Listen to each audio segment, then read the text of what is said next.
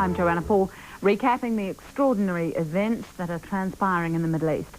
About midday New Zealand time, war erupted in the skies over Iraq. Allied cruise missiles and warplanes bombed targets in Baghdad and Kuwait in what is being called Operation Desert Storm. US President George Bush said the objective was to knock out Iraq's nuclear and chemical capabilities. Activity at that big airbase. Tom, we have as yet not seen visual evidence of any of the very significant number of aircraft that were scrambled during the night returning to base. They could, of course, be using a broad approach behind the airbase, but in going far away into Kuwait and Iraq, the round trip could be quite lengthy.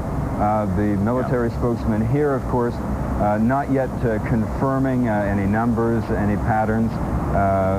We're still waiting for hard information on all of that. One interesting point, Mike, going into this week, military analysts were thinking that perhaps on the first day of this attack, should it take place, U.S. aircraft would suffer 7% losses on the first day. Now, what we've been hearing from Washington, of course, is that there are no significant counterstrikes or dogfights going on, Iraqi aircraft fighting back.